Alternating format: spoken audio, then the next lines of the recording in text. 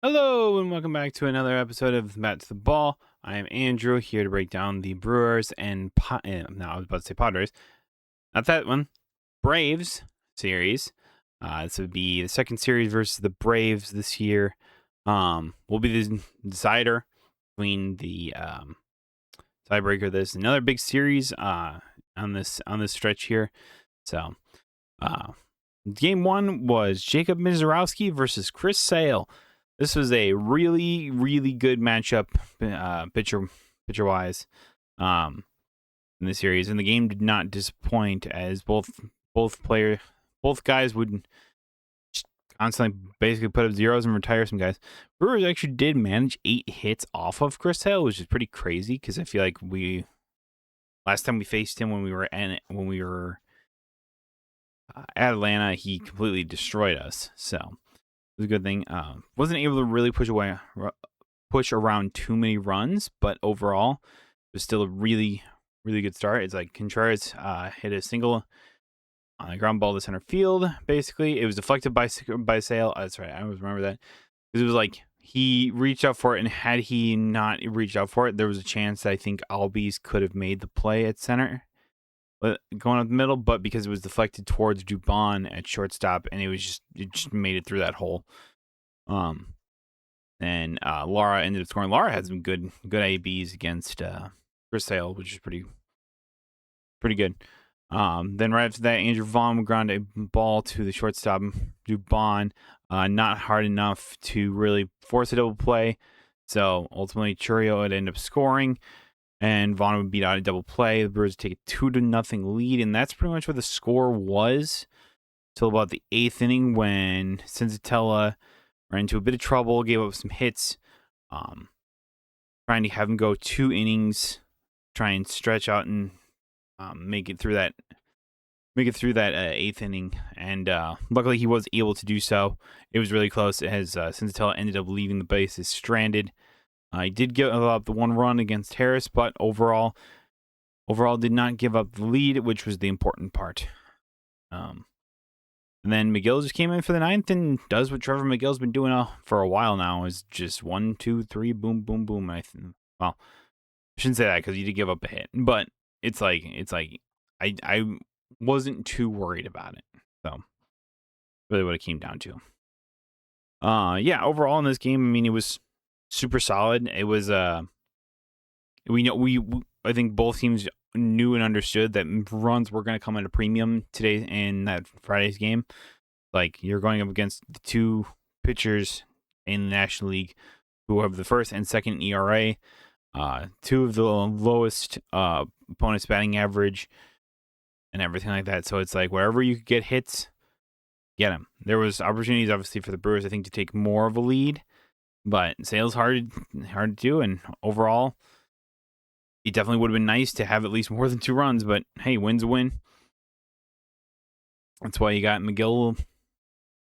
McGill's our lockdown guy and continues to do that all year. It's like, yeah, Lara had some really good ABs against Sale. He ended up getting 2 hits off of him. Other than that, I mean, Contreras went 4 for 4. That was pretty wild. He just continued to his hot streak seems like it continues. But overall, it's like kind of like the middle part where I was like, all right, need somebody else to kind of step up and do something here. So, like I said, we had opportunities, and it's something we would look at afterwards, but ultimately, a win's a win. So, you take it as you get them. So, all right, moving on to game 2 was Henderson versus that Martin Perez. Saturday game. Early on, Henderson gave up, or would end up giving up a little bit of hits. I wasn't able to really watch this game, but I was like, we'll give up some hits. Harris double. Ended up stranding a couple guys on base. Keep the score within striking distance. So that was good. That was very, very good. It wasn't until the 3rd inning when William Contreras would hit a ground ball and score Cooper Pratt. And then Jake Bauers on I think it was like a 12 pitch at bat, would hit a 2-run bomb out to left center field there. So that might have been one of the best ABs of the year by Bauers. So that was really cool. That was really cool. And then Pratt would add on to that with a sac fly. I would say Skremski, Ortiz would score. Really deep fly ball, and the Brewers take a 4-1 lead into the fourth inning, and then from there the pitching just kind of nailed it down. Henderson ended up going 6, striking out 4, 5 hits, only 1 earned run, 2 walks, and then Patrick would come in 1, 2, 3. DL Hall would come in 1, 2, 3, and then Ashby would come in for kind of a close save because he let the first 2 guys on base.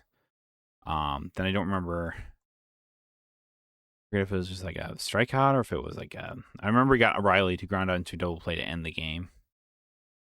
But that's really what I remember. Lane Thomas flew out, and then Austin Riley grounded into double play, and they ended up winning from there. So it looked like for a bit there that the Rays were going to get something going against Ashby, who's kind of, I don't know, he's been locked down for the most part, but there's just a few times where it's like he's just unable to locate pitches. But ultimately got the ground ball he needed, got the attitude he needed, and do not break situation. That's pretty much what it was. So, overall, really good. You take the first 2 games of the series, second game 4-1.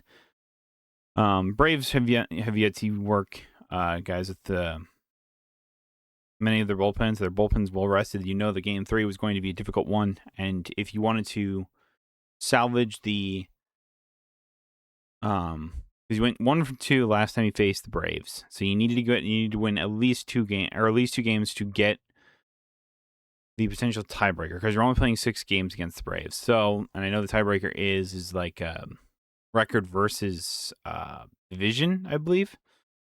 So, there's that. And then game 3 was the Little League World Classic where they were playing in Williamsport. Really fun game to see. You could tell that the Brewers were a little bit, I don't know if the field weren't used to the field or so on and so forth. I don't know. There was just a few errors in the game that I was just like, man, we were kind of kicking the ball around, but overall, it's fine. So that game was Shane Drawn versus Tyler Mahle. Mahle, if you remember, was the pitcher for the Giants that we ended up facing when we were out in San Francisco, and did really good. He ended up doing about the same thing as he did last time, with a bit more success for the Brewers this time around. So the Braves would get on first with a Dubon hitting into a ground rule double in that second inning. I do remember that inning because it was like, and Drawn did a really good job limiting the damage there, because it could have been way worse than just one. If I remember correctly, because I think it was like he had a couple of guys, it was like second, third, like 1 out or something like that. And he ended up getting like a pop out or a strikeout. I don't really remember exactly, but he ended up like keeping it to 1 run, and I was just like, all right, you gotta keep us in it, type thing. About the next third inning would be Bowers would hit a sharp one to right field, and then Terang would score on a couple. It was a single. Then he moved out to second after the throw home was not very close. Brewers ended up tying it up after that, but it wouldn't be long after that where Sean Murphy singled on the ground ball. That was the one where Hamilton. It was a tough play. He ended up slipping on the grass, which allowed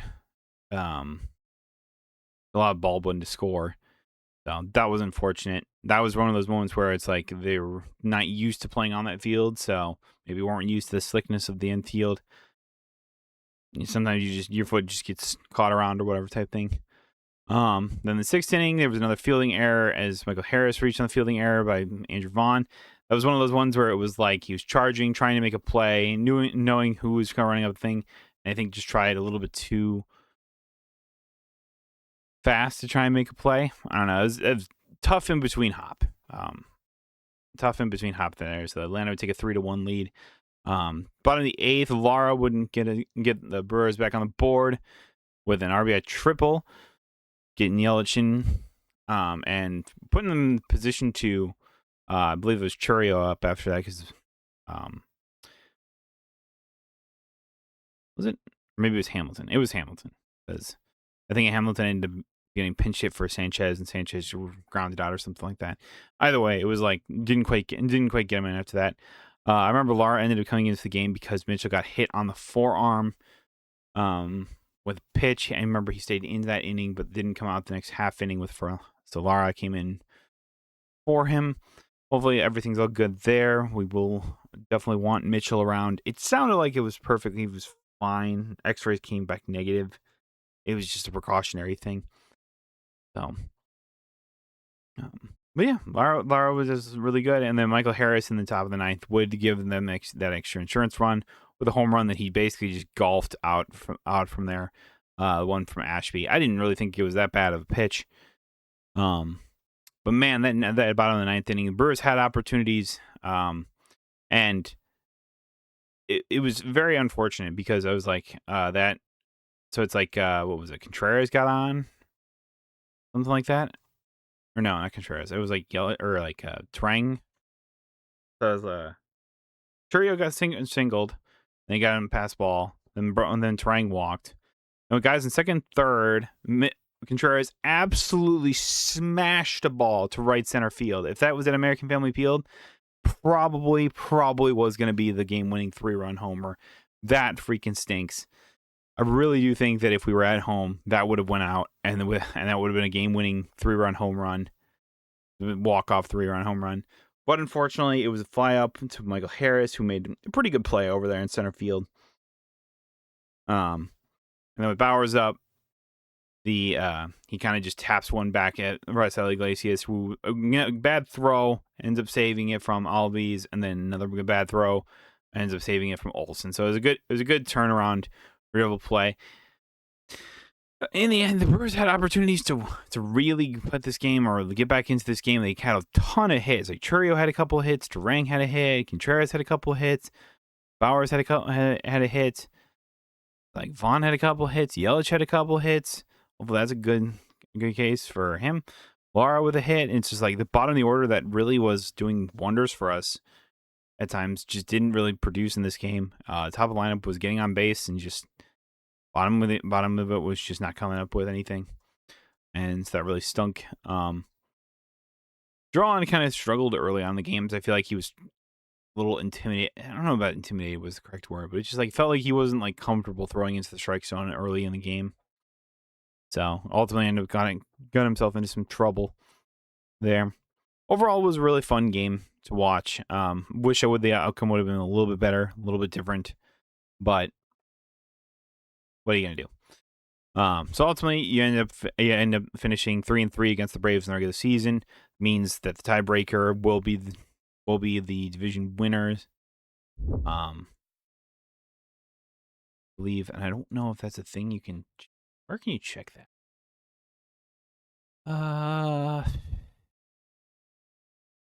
Let's.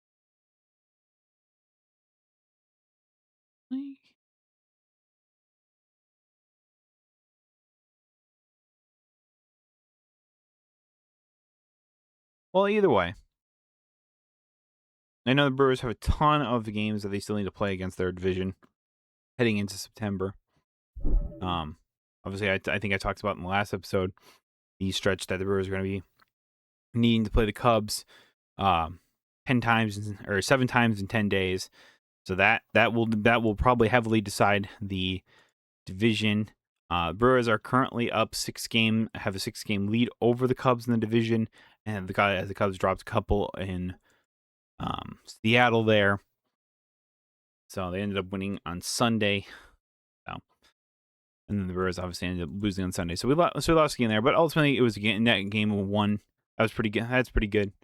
Got at least a tiebreaker situation against the Braves, and obviously you already have the tiebreaker over the Dodgers. I know the Braves actually are out west going to face the Dodgers.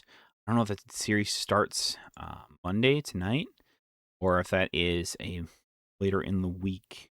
Probably later in the week, because they wouldn't have the play if it would played today in the out east.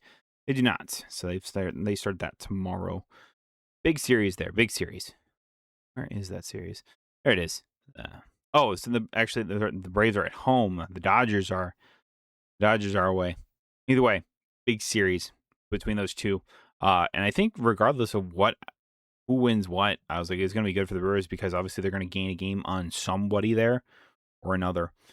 Whether it's the Braves or the Dodgers. Obviously, the Dodgers are the closer of the two. But I really wouldn't care if it's the Braves that are ended up being the ones that are losing a couple. Just because, assuming that the Brewers can win win some games here against the Mets coming up, which I feel pretty confident we could. Yeah, I mean that's just what's gonna have to happen. I mean, I was just curious. I was like looking at that. It's like the Elder versus Glass now. Game 2, where's that? Is Sasaki versus Smith. What is that? Sawyer? I don't even know who that is. And then Thursday they got Yamamoto versus Sale. Oof, oof. That's a good one right there. So we'll see. I know the Dodgers have been on a bit of a roll lately, so like I said, I think either way you'd feel pretty confident about that regardless. I think I actually want the Dodgers to probably take 2,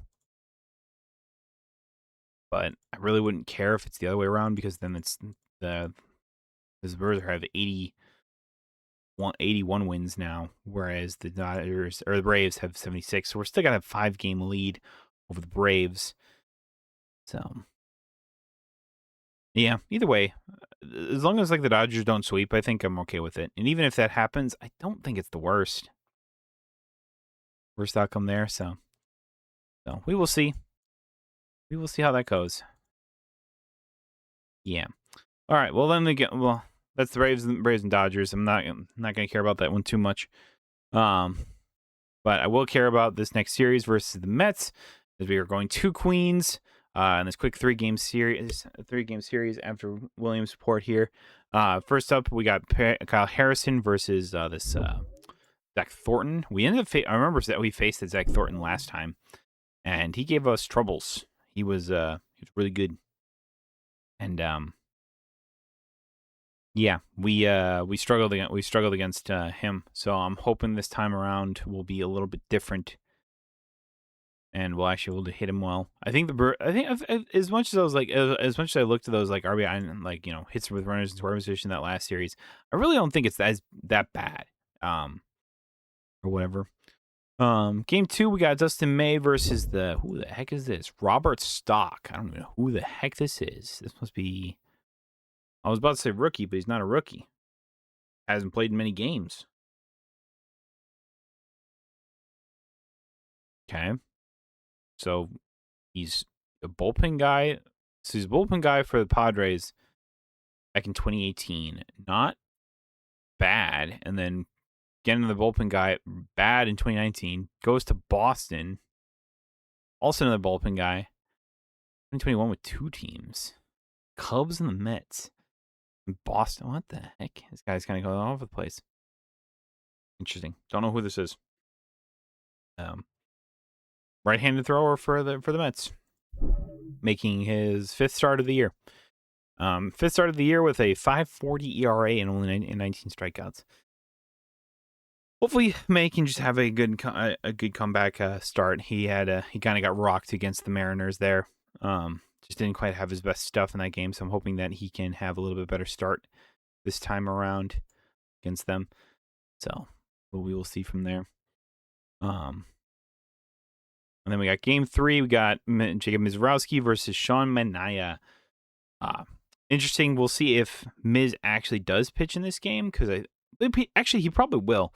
Now that I think about it, because I'm sitting here going just like we then we come back home against the Rangers in this weekend, and then it's the next week after that we start the series against the Cubs. So if he pitches the last game against the Mets, he'll definitely be pitching it probably game 2 against the Cubs at Wrigley at the start of September. So that will probably happen. Trying to think. I was like, will Miz actually pitch that? Sometimes the Brewers have a tendency to skip starts on opponents that they feel like it might not be worth it, but no, he probably will pitch in that one. So Miz versus Sean Manaea. Miz just we got to win those Miz days or whatever, and this Mets team has been kind of a disappointment overall this year. So I say we just continue to take advantage of it. I know their hitting has been a lot better as of recent, so I'm hoping that the pitching for that. I know Harrison's numbers on the road I didn't realize were as bad as they were. At home, he's unstoppable. So I'm hoping that he can have a good start here in Queens against this Mets lineup. So be a little tough. We'll probably be a little tough, but see what we can do, and hopefully the offense can get going a little bit against like these guys. Thornton, Daka, Manaya. It's like we're missing a. I was like, not that I know this Mets team traded away a lot. Obviously, they don't have Freddie Peralta anymore. They don't have Clay Holmes. They don't have Luke Weaver. So I'm hoping their pitching's gotten a lot worse. Just keep the hitters down. Just try and take 2 out of 3. I think it's always the case. I don't think asking for a sweep at this point is just on. It'd be cool if it happens. Can't count on that. So, looking at it, it's like we can get a good start from Harrison, get at least 5 quality innings out of him. That'd be good. Good outing from May, and hopefully the bullpen or the hitters can jump on the stocked. And then game 3, we got to win those Miz days whenever they come around because they are going to be important. So, no, not that I'm really necessarily going to care about it, but I know that the Cubs start a series against the Diamondbacks this week. Actually, I think it starts tonight. If I'm not mistaken. Are they playing right now, or is that a little later? A little later. So see if we can't gain on them. I know the Diamondbacks are trying for a wild card spot, and I think they're in a wild card spot, if I'm not mistaken. Are they just out of? I think they're just out of wild card standing. If I actually think about it, they are. They're 2 games out from the Padres, so they're still fighting pretty hard. Although I know the whole Ketel Marte stuff has been thing recently, but they're still playing for the playoff lives here. So I think they're playing for a lot. Obviously, the Cubs are still trying to catch Brewers, and I think that Phillies are only a couple games back of the Cubs for that top wild card spot. And so, and that if the Cubs can't end up catching the Brewers, they're going to want to keep the top wild card spots to get the home field advantage in that wild card series against the Phillies, though. And I definitely don't want to be playing the Phillies in the best of 3. Yeesh. That's why it'll be interesting as well, because I know the Phillies are on a bit of a stretch right now. I think they're on a 9-game winning streak. Braves are 3-7. It says 3-7 in their last 10. Yeah, and the Phillies are 9-1 a 9-game win streak. So they're pretty hot at the moment. So the Braves, I mean, only 3 games. What, 3 games for in the National League East right now? Yeah, close. He's close. So, yeah, there's a lot of series that are gonna come down and be pretty close. Yes, sir. Looking at this series, I mean, I feel like between the 12 pitch at bat from Bowers in game 2, the big one, big one. I think that might be the ones or whatever type one of the at bats of the year, right there. I mean, pitching never really let us down. Like, in essence, it was kind of our offense that kind of let us down a little bit.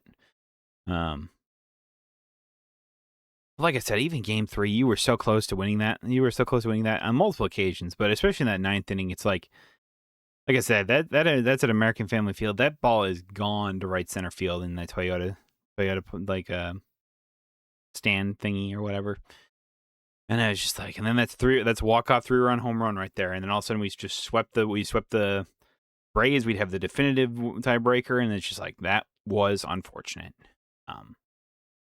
Was really cool to see the little league stuff or whatever. I think that's really fun. Obviously, I for the kids. That kind of day is a lot for the kids, and I think was really cool seeing all the promotional stuff from that Little League World Series with all the players.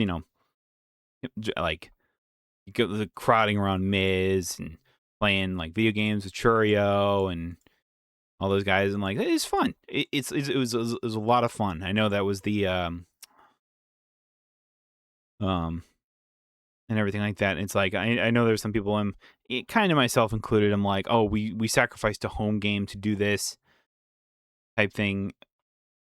It sucks, but it's also it's an experience for these little league players, and I don't think any of these players would have given that up or whatever. And it was really cool to kind of see like the little sportsmanship at the end of the game. We know they were both coming in the middle, shaking hands. You don't see that in Major League Baseball type thing. It's like, the winning team, the Braves ended up winning in the bottom of the ninth inning or whatever on the double play. They were shaking hands with one another type thing, and then they go or whatever. And it was really cool to kind of like, it was like, hey, good game, hugging each other, that type of deal. That was cool. That was fun,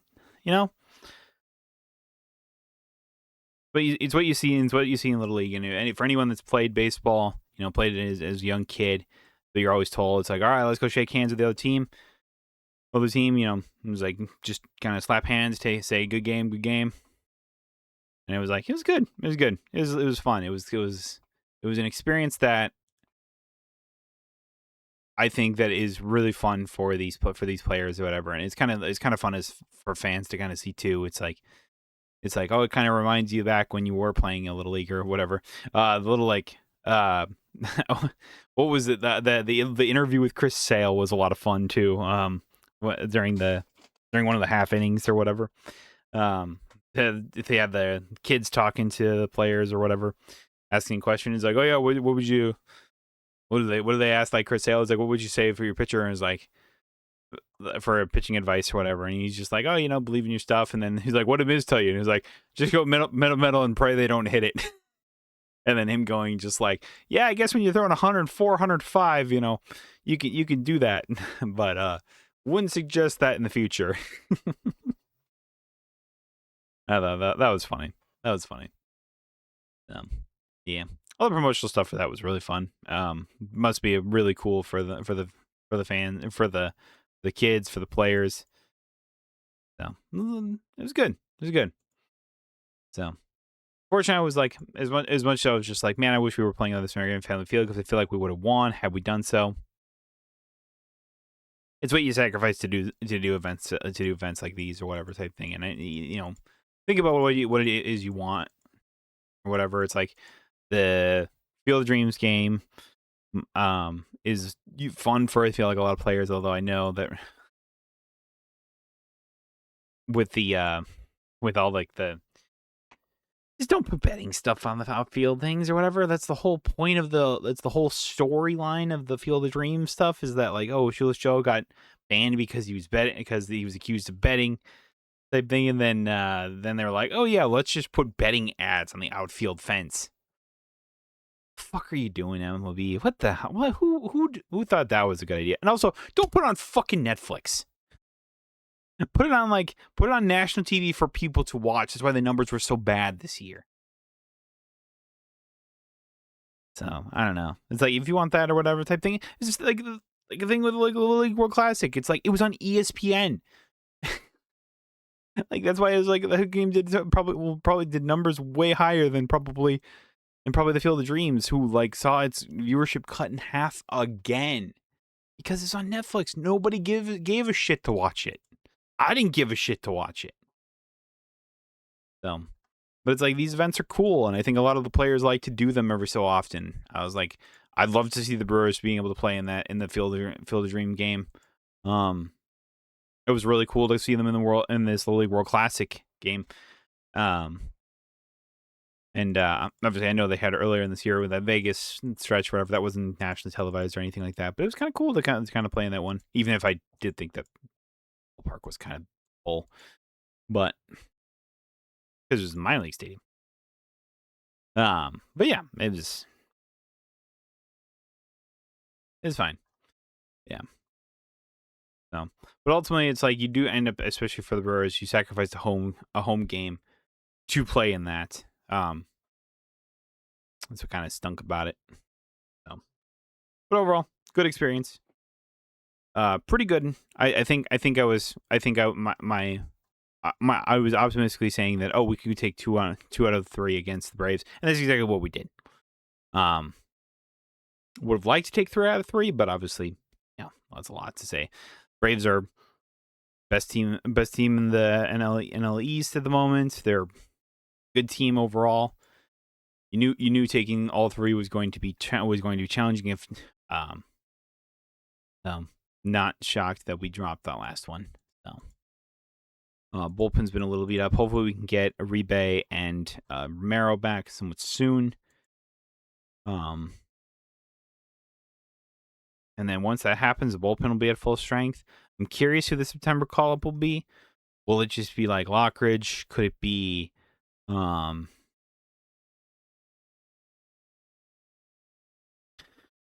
I was thinking like maybe it'd be like Lockridge or something like that, but I'm not really sure who it will be on the position player. I feel like they're probably just going to spend the September call-up on Jojo Romero. Probably send down Grant Anderson for like Uribe when he comes back. So we will see how that goes, though. So, overall, good series against Braves. Could have been a little better, but overall, I think you're asking for too much there. On to New York. We're to face the Mets for the last time this series or the season. So let's get the Mets. That's all I'm gonna say here. Let's get a good guy from Harrison. Nice bounce back start from May, and just win those Mizrowski days. That's really what we got to do. So thank y'all so much for watching. Be sure to like and subscribe to the channel if you like these sort of breakdowns and everything like that. And I will see you all next time. I think the last game will be on Thursday. Wow, they played. Wait, hold on. They played Thursday, late Thursday game, and then have to come home. The thing? I didn't realize that. They play a late Thursday game on Thursday. I thought that was going to be like a midday game. It's not. Huh. 6:10 game, and then Friday, got a 6:40 game, going back home. I think it's that bad, but it's like, huh. Usually it's a travel day. So you play a little earlier. Guess not. Guess they want Miz on prime time, huh? Fair enough, I guess. So anyway, I'll be back. Hopefully Thursday, probably more likely Friday. Just before the start of the Ranger series. So, but yeah, let's go beat up on those Mets and just keep the bats hot. I feel like the bats have been pretty good recently, so let's just keep going on that. So I will see you all later. Bye bye.